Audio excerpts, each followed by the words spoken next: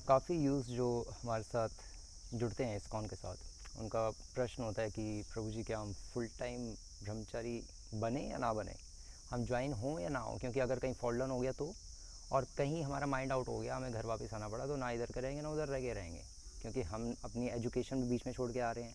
या एजुकेशन के बाद अगर हमने जॉब शुरू कर भी ली है तो अभी तो हमें 1 साल ही हुआ है और अभी तो हमारा कैरियर भी नहीं बना, अभी तो कुछ तो हमारे पास कुछ तो आए हाथ में लगे, एटलीस्ट हमारा कैरियर सेट हो जाए, उसके बाद फिर हम सोचेंगे। और सेट होने के बावजूद भी अगर घर में वापस आ गए तो बहुत प्रॉब्लम हो जाएगी प्रभु जी, इसलिए आप प्लीज़ हमें फुल टाइम बनने के लिए मत कहिए। बहुत सारे डिवोटीज़ ऐसा जो यूज़ होते हैं सोचते हैं ऐसा, बट उनके लिए हमारा आंसर यही है कि ऐसा हमें नहीं सोचना चाहिए कि हमारा फॉल डाउन हो गया तो क्या होगा, क्योंकि इसके 2 कारण हैं। पहला कारण कि अगर हम यही सोचते रहेंगे, पहला लॉजिक ये है कि अगर हम यही सोचते रहेंगे कि अगर हमारा फॉल डाउन हो गया तो फुल टाइम कैसे बने, तो फिर तो हम कोई बिज़नेस भी शुरू नहीं कर सकते। अगर बिज़नेसमैन ये सोचता रहे कि मेरा बिज़नेस कहीं ठप हो गया तो फिर इस चक्कर में तो वो कभी बिज़नेस भी नहीं कर पाएगा। रिस्क तो लेना ही पड़ता है। जो रिस्क लेता है भगवान के लिए वही भगवान को प्रिय होता है, जो रिस्क नहीं लेगा वो कैसे प्रिय होगा।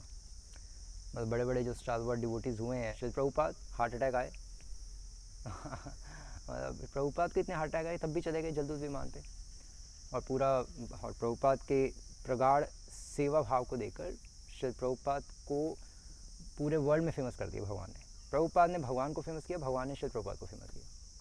तो रिस्क लिए बिना कुछ नहीं हो सकता। जो भी व्यक्ति जिसने रिस्क लिया है, चाहे वो बिज़नेस में या भगवान के लिए, वो आगे बढ़ा है।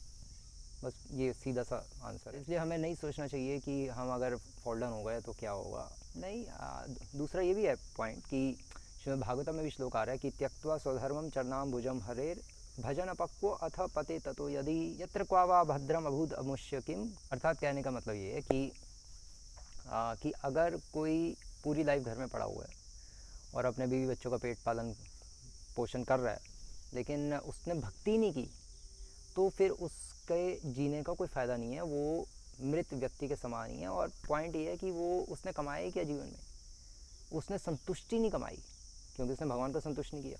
तो जब तक हम भगवान को संतुष्ट नहीं करेंगे, संतुष्ट नहीं रहेंगे हृदय में।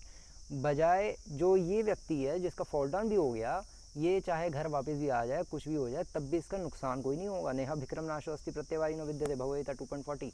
भगवान कह ही रहे हैं कि भक्ति के पथ पे थोड़ा सा भी इसमें प्रगति की गई, नुकसान नहीं होता।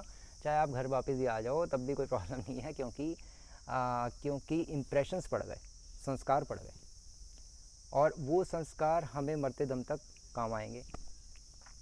नेहा विक्रम नाशोस्ति प्रत्यवायु न विद्यते सवलपमप्यस्य धर्मस्य। थोड़ी सी भी भक्ति में प्रगति की गई हो, वो बड़े से बड़े महान भय से हमारी रक्षा कर सकती है, अर्थात जब मृत्यु के चक्र से बचा सकती है।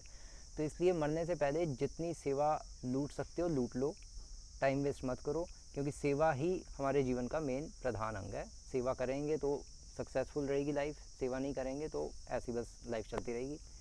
और सेवा करने के लिए फुल टाइम लाइफ तो सबसे बेस्ट लाइफ है। जितना हम लूट सकते हैं सेवा लूट सकते हैं।